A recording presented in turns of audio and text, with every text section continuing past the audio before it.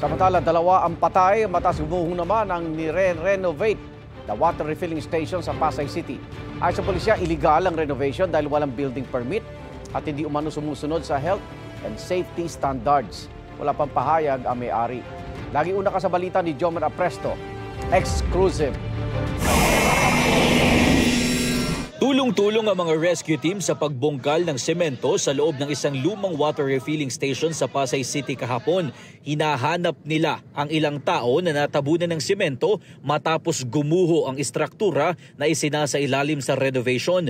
Ayon sa pulisya, tumagal ng 2 oras ang search and rescue operations sa 5 biktima na agad isinugod sa ospital. 2 sa kanila ang namatay. Kabilang ang isang senior citizen na foreman at isang construction worker. Sugatan ng 3 pang trabahador. Ayon sa tinderang si Rosalinda, mahigit 1 taon nang hindi nag-ooperate ang water station at kailan lang ito sinimulang i-renovate. Sa gilid lang nito nakapwesto ang kanyang tindahan. Maswerte at hindi raw sila agad nagbukas noong mga oras na mangyari ang aksidente. Kung napaga po kami, talagang dami kami na asawa ko.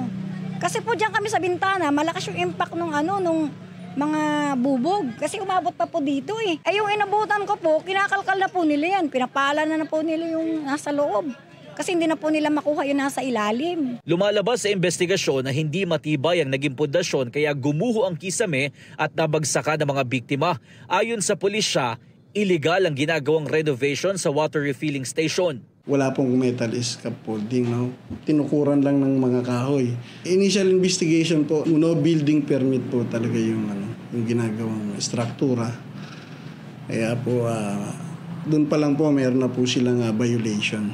Hindi rin umano sumunod ang may-ari sa health and safety standards dahil walang mga proper safety gear o kasuotan ang mga biktima.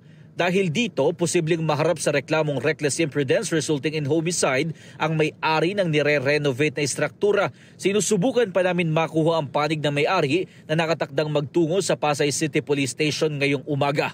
Sundin natin yung mga safety protocols, no? Kumuha tayo ng kinakailangang building permit para po maiwasan natin yung mga ganitong sakuna. Ito ang unang balita. Jomer Apresto para sa GMA Integrated News.